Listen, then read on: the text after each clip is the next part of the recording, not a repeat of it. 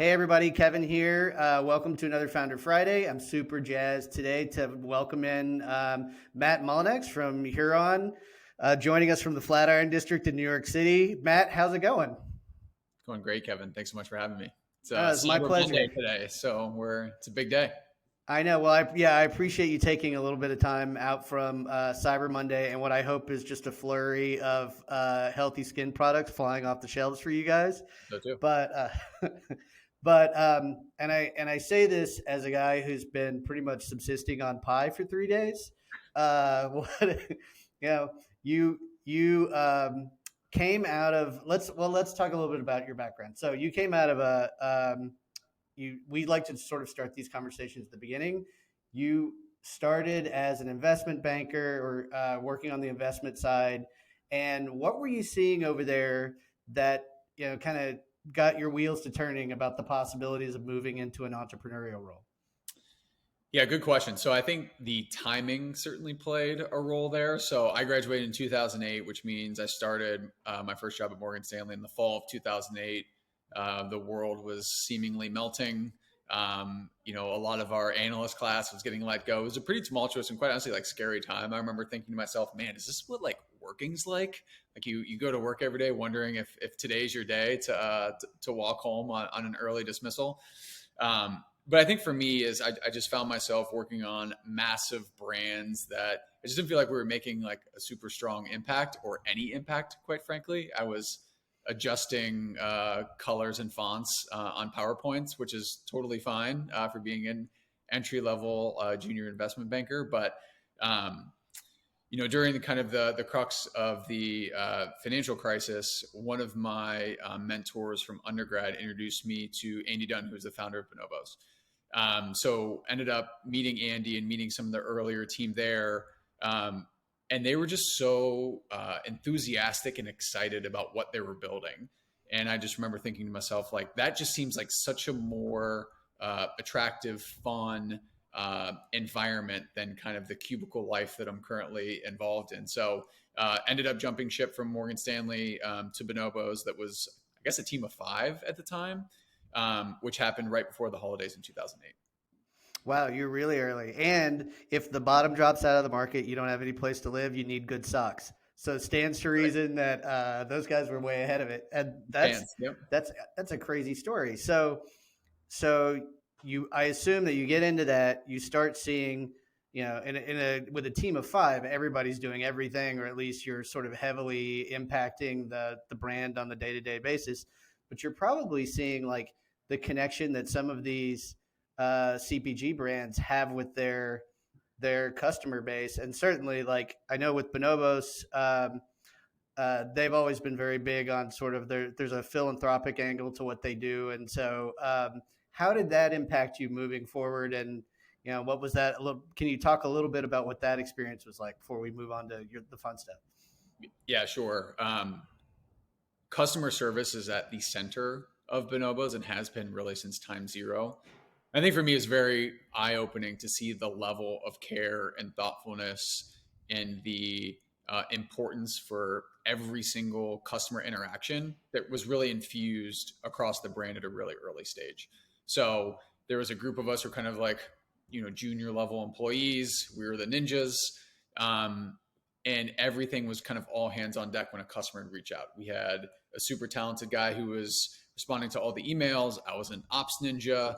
But we were, delivering things by hand. I vividly recall one guy from, I think he was from St. Louis. He actually took his vacation as a lawyer to New York just to hang out at our office, which was kind of awesome and kind of weird at the same time. But it was amazing just to see kind of the level of personal engagement that really didn't exist across e-commerce at the time. Now, like D2C wasn't yet coined. But I think for me, that was really a really crucial and critical learning point as to how to build a brand in the consumer space. You meet the customer where they're at via empathy. You always shoulder the blame. One of the things that John wrote, who kind of led the ninjas, used to say, pack the customer's bags for them. So you're always thinking one step ahead of, if you're getting an inbound, related to a shipping issue, how can you answer, address, and kind of fix that inbound within like 10 to 15 seconds. So it's this unique intersection of speed, empathy, and then thinking about, how can you pack the customer's bags for them. And I think for me, it was very telling to see how the brand could grow and scale pretty quickly by cultivating this incredibly loyal audience that you activate through super high touch CX. And that for me was always something that was at the core learning from my experience at Bonobos, and then I wanted to carry on kind of throughout my professional career and eventually infuse into the Huron culture. Totally makes sense. And as a community nerd, I could talk about that stuff all day, but let's talk about so at some point you think to yourself, I assume, you know what, this is great. I know that there are other industries where this same sort of positive juju and ultra responsiveness and caring ideology could really land. How did that bring you to Huron? Yeah, so there are a few steps along the way. So after my experience at Bonobos, I ended up moving to Chicago to work on the investing side. So I worked for a consumer growth equity fund where we invested in brands like Bonobos. And that was kind of my foray into the broader beauty and personal care realm, where we had looked at a bunch of businesses that were targeting traditionally the more female consumer, who's much more in the know from a beauty and personal care perspective. And for me, it was basically a net new category from a professional standpoint, which was super high margin potential, extreme brand loyalty, and quite frankly, like a ton of white space for men. Like the biggest decision that I had to make every month as a mid 20 something year old guy living in Chicago at the time was, am I buying the light blue top or the neon green top Dove for Men this month? Right. Right. The area of disparity was huge. So I kind of like professionally earmarked this and said like, okay, this is something that I'd love to explore at some point in my career. And I think personally, I was just the kid that grew up with bad skin. So I had tried everything under the sun you'd find at your local grocery store, pharmacy, you name it. Actually did Accutane twice, which was not a pleasant experience either time. And for me, it took that second go around with Accutane mixed with me walking into like a very premium prestige beauty store and buying one of their face washes that eventually worked to say, I certainly know plenty of people along the way who have struggled with this issue that I have, which is acne or blemishes, breakouts, you name it. But I don't know many people who would have gone to the extent of trial that I have to finally figure out something that's worked. How can we kind of marry the two together, which is channeling super high level efficacy, clean technologies from an ingredient standpoint, from a product, mixed with a guy or a consumer who's like just starting to figure out personal care or doesn't really know where to go to even start. And that's kind of like the two worlds that we wanted to kind of build or bridge together. So that was kind of like the original impetus behind Huron, which then we got off the ground shortly thereafter. But for me, it was really a professional interest mixed with a personal experience that I struggled with for upwards of 15 years. Yeah, I think it seems to be a pretty common refrain that we hear from founders, or at least folks who are now serving men in what have not traditionally been male industries. That there is, it's like sort of like, and it's not really obviously a bespoke situation, but it's like once you get to a place where you see the difference between the way that your body or your appearance responds to like something with a moderate amount of care that's gone into it. It's like, this is a goofy analogy, but it's like people wonder why sometimes the food is better at farmers markets than going to the grocery store. Well, it's because somebody made it in a way that they cared about it. So that's really fascinating. So you get started, and at the very beginning, like, how are you guys putting yourselves out there? Is it partnerships? Are you running ads? Is it you make a splash on social? Like, what are you doing to get started? Yeah, it was a little bit of a mix of all of the things that you just alluded to. I think for us, we were a small team of two, so it was myself and my co-founder at the time, and we kind of leaned into traditional paid channels. So think paid social, paid search, etc. We had experimented with some early stage partnerships. We worked with a PR consultant, if you will, that was able to land us some pretty big hits in our first few months post launch. But quite honestly, like one of the things that I love the best, and people always talk about like things that don't scale, was trying to flex that consumer empathy muscle that I learned at Bonobos and think about like, well, how can we take what I learned there and bring that to Huron? So, for the first few months after we launched, I used to all day Saturday deliver orders to New York City customers on City Bike. I literally just rent a City Bike and just bike all over the city, which was awesome. And a great opportunity to meet our customers face to face. And I would just literally send them a note, be like, "Hey, can I just actually hand this off to you in like 30 minutes?" And the response was like, "Yeah, it's a little creepy, but yeah, sure." But all in all, it was super fun and a great way to meet our customers and to really thank folks who took a chance on us in our infancy, really, and still have really good relationships with a lot of those customers today, which is cool.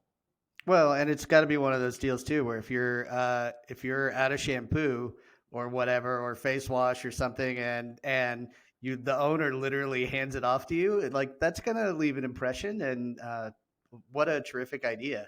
Totally. I mean, I'm equally as guilty as being the guy to like unscrew the top and like put a little like water back into it and shake it back up and hopefully get 1 to 2 more uses out of whatever product. But look, I think at the end of the day, CX is so important. Not because you're building brand awareness, because you're building touch points with the customer, and it allows you to win on the margin. Which is, I just ran out of body wash.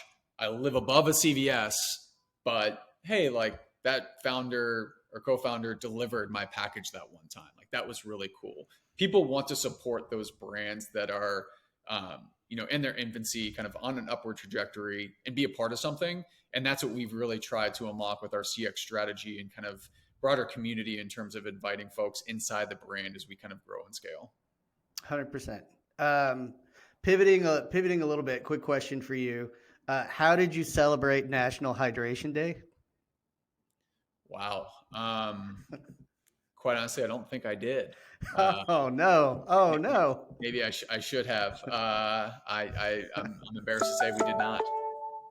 Well, maybe that's just an opportunity for you to double up. Drink more water. Yeah, that's a start. There we go. Um, yeah. No, I saw that on your website, and I was like, well, I've got to ask him. Yeah. The follow up adjacent question: what does one wear to the grooming awards?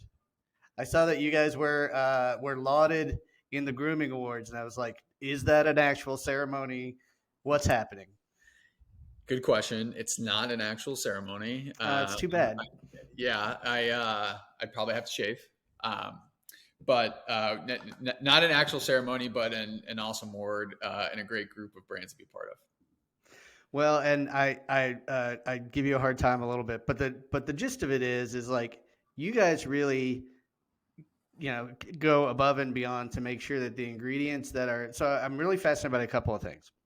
One is you work hard to make sure that the ingredients that go into your products are audible, that you can talk them up, that that's a competitive strategy, like a competitive advantage. But you also are really keen on making sure that, I think one of the things that an interview that I read with you said something like you at one point were testing products that were like upwards of $70 a piece, and so the pricing piece, the way that you guys think about pricing strategy and making sure what you're making is accessible to guys across income strata, like can you talk a little bit about sort of how you meet at the intersection of making sure that your stuff is ingredient healthy or clean, and at the same time trying to keep your prices manageable? Because I think about stuff like this, especially every time I see an article on inflation and et cetera, et cetera. Sure. Yeah. The short answer is it's really tough. I mean, I think for us, we've always championed our products and never, ever, ever wanted to shortchange our customer, our consumer on product quality. Our products were architected by my co-founder Matt, who spent uh, decades kind of in the broader product development category, spending a lot of time at Estee Lauder, developing products for Tom Ford Men's and a bunch of like amazing luxury brands. So we've encapsulated like that level of quality and infused that thoughtfulness, intentionality, quite frankly, like product makeup into a mid-teens price point, versus a $90 body wash. And for us, the thought was the guy or the consumer that we're targeting isn't cheap. He's value oriented. So if you explain to him like why it's worth spending a few extra bucks on this product versus that, and explain to him what the product benefits are and what the benefits that he or she will see in using these products, then you might be able to command a slightly higher price point. What becomes very, very dangerous in this category, as it does for many categories, is trying to win on price, because that's where big CPG can kind of suffocate you because they have tremendous purchasing power and whatnot. But the ability to stand out was for us to say, like, hey man, you've been using the same product you have since you were 14. Like, what else have you been using since you've been 14? Like, almost nothing. So let us explain to you like why this product is better and why it should command a slightly higher price point. Um, and I think the results, the reviews, the feedback that we've gotten anecdotally certainly substantiates that, and validates kind of where we're at from a pricing structure, but also people appreciating the level of quality and the performance that's inherent to the product development process. Stands to reason. Have you found in general, like, where has that audience always been perceptible to you guys? Like the idea, like for me as someone who's had marketing conversations from time to time, like one of the things that I wonder is like when you're talking about essentially creating new pathways for people who've never considered those pathways, part of what you have to do is convince them that they exist.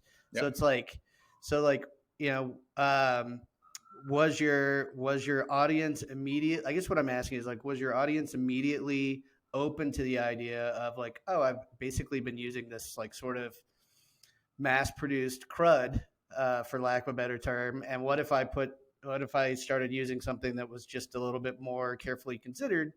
You know, were those people waiting for a product, or was this a microwave situation where they had never heated food other than on the stove before? Like anyway, we can go down the rabbit hole. But what was your perception of how they received you guys initially?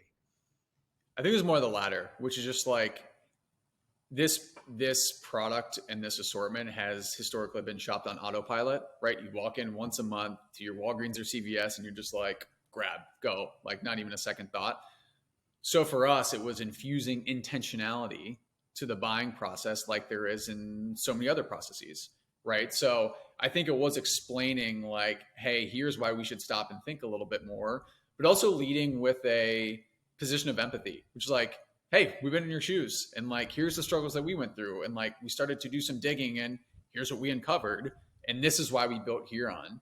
And I think in framing that conversation from like a friend, older brother persona versus this massive brand like Fingerport and like, oh, you poor soul, like, let us help you out. I think kind of like reconfiguring that conversation to be more like the former allows for us to have like a really one-to-one engagement and a very transparent, honest, open discussion.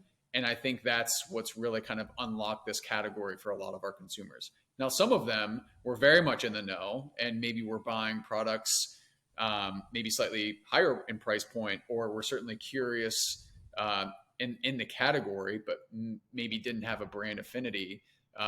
So those folks kind of latched onto us, which we're forever grateful for. But I think there's this concept in marketing, which you're alluding to a little bit, which is if you're marketing to everyone, you're marketing to no one, right? So it's like, how do you kind of center around an audience that makes sense for your brand? And for us and for me personally, it was me 7 to 10 years ago. So it's thinking about like, what are those touch points? What are the ways in which I would have wanted to be addressed when I was going through some of these issues, and really kind of using that as a North Star to dictate how we think about marketing comms and brand comms holistically.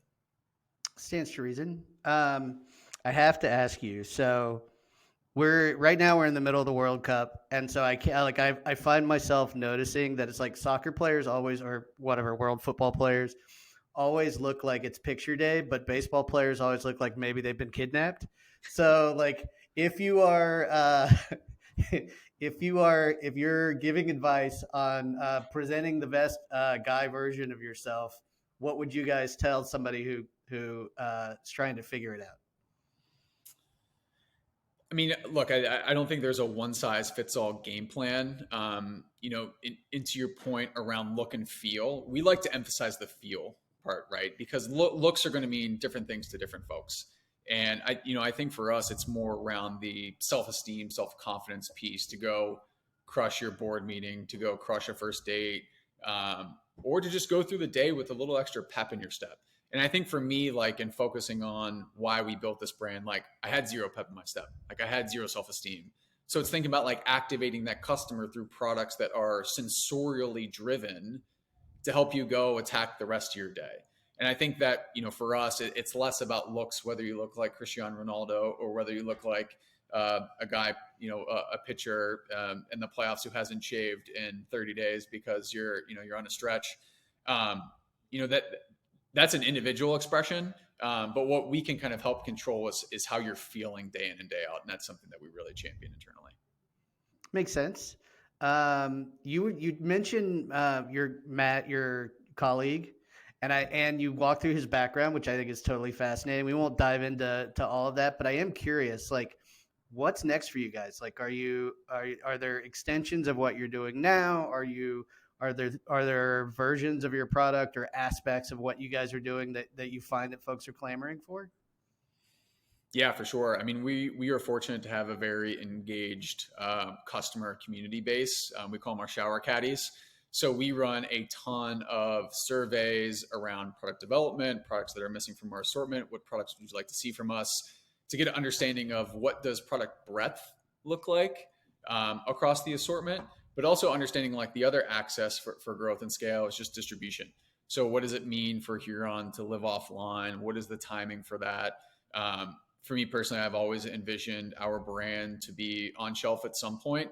So I think that starts to enter the conversation, given the assortment is at a great stage where it's at. But you will continue to see new products from us that we're really, really excited about, and continue to kind of push the envelope on what has historically been like, oh, that's just an X, and how can we kind of like reinvigorate that product in that category. Awesome. Yeah, totally makes sense. What do you mean by do you but better? That was an very early phrase in our creative process. Um, we wanted to activate this customer that he did not have to be someone who he wasn't, right? So it's thinking about those small daily wins to that point around me 7 to 10 years ago. Like I was suffering through a lot of things like physically, skin related, that like I wasn't super jazzed about, that I was very self conscious about. Um, but it was about kind of like activating that confidence versus like transcending to be someone else.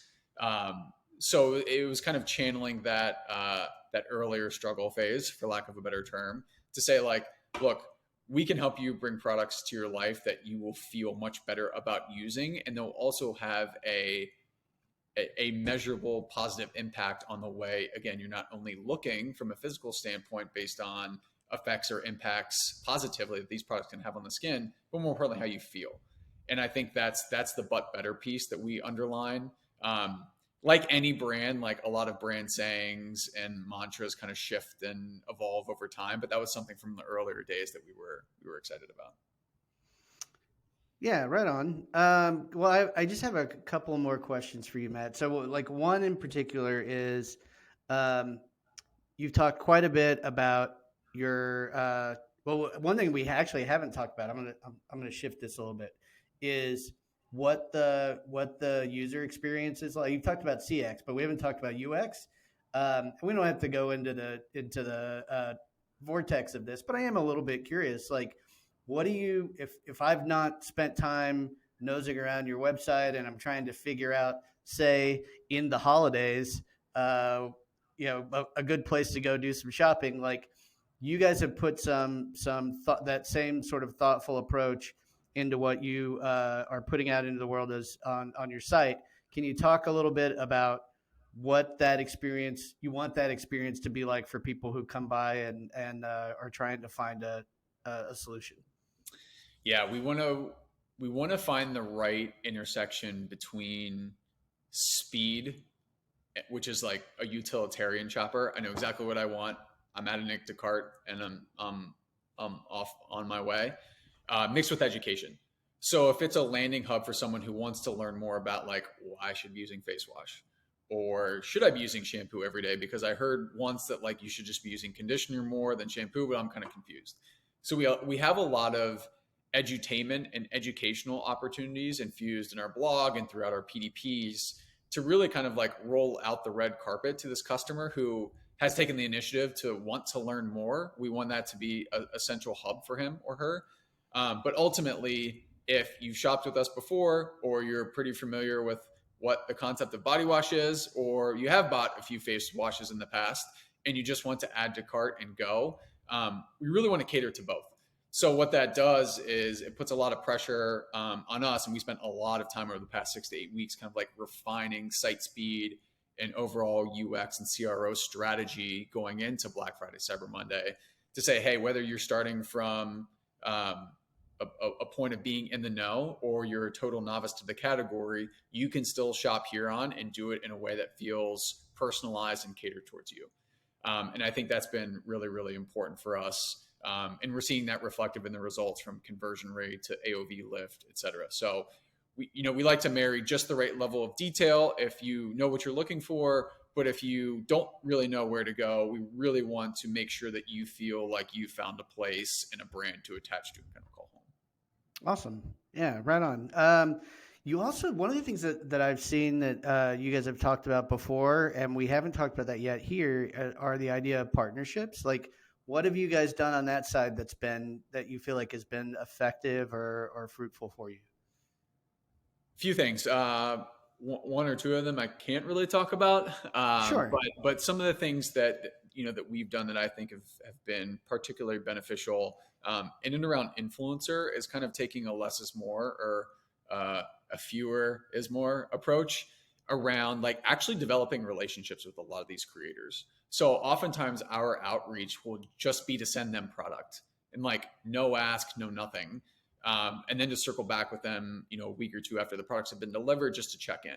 And I think that almost unanimous feedbacks are like, oh my God, I love these products. Like, would love to think about ways to work together.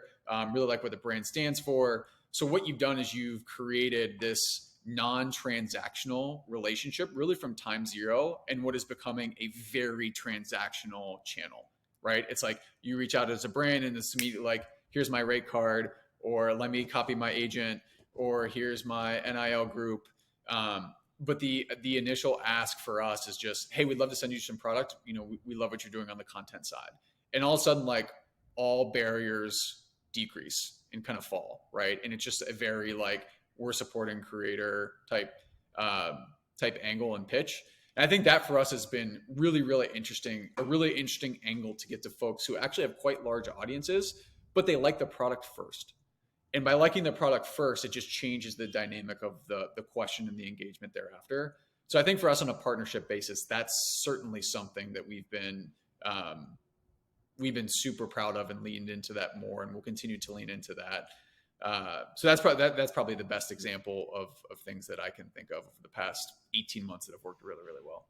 Well, I feel like authenticity is almost one of those words that's been rendered dull by overuse, but I do think that like genuine connections like that do make a difference, and it's like it kind of I mean goes back to the idea of meeting people where they are and speaking to them in language that sounds like they speak.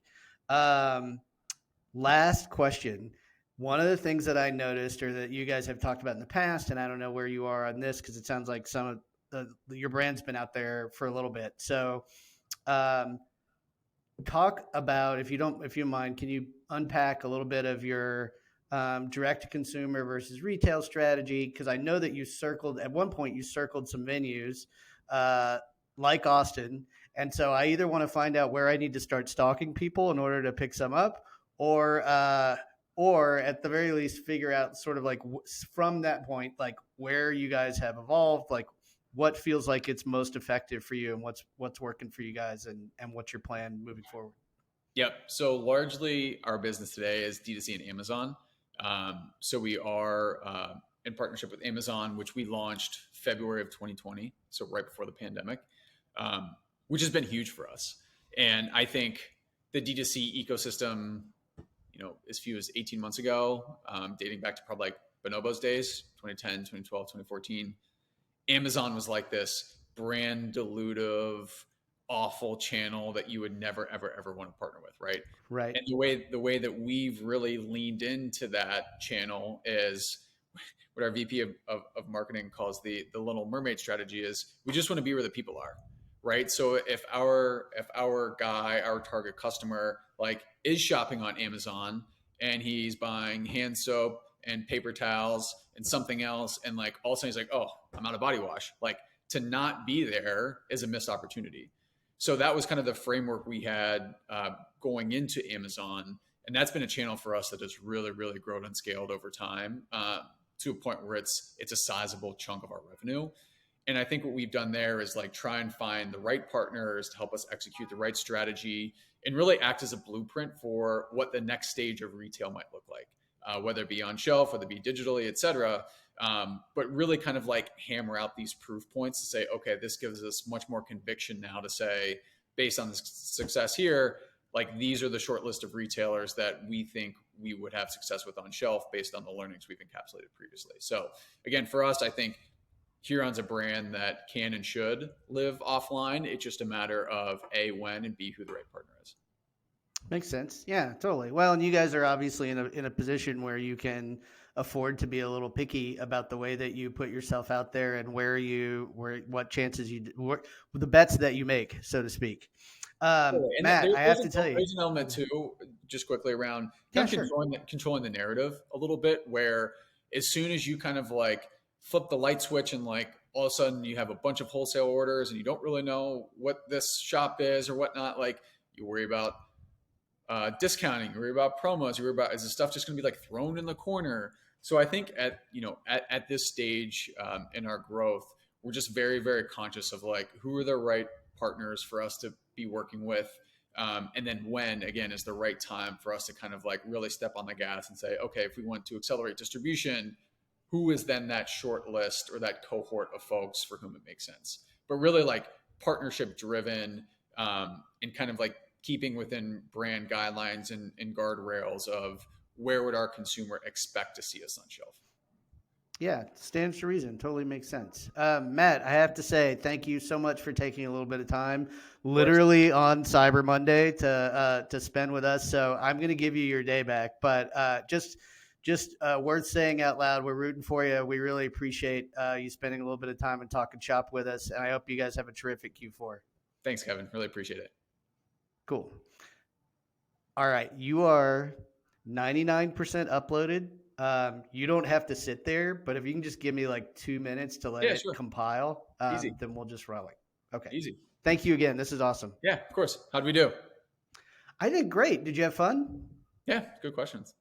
Good. Yeah. Well, it's one of those deals too where it's like I I hate to ask you things that you guys have already been asked a billion times, but it's also one of those deals where it sounds like and we run into this with a lot of brands where it's like you roll out, you try some things really land hard, other things you're like, this is probably not the path. Yeah. And so I want to spend less time talking about those experiments, though the experiments are helpful. And I thought you did a deft job of steering into the spaces that you guys are most excited about. So I'm glad that and selfishly, I just wanted to get to know more about what you guys are doing and your brand and whatever. I had all kinds of questions about ingredients that I did not ask you.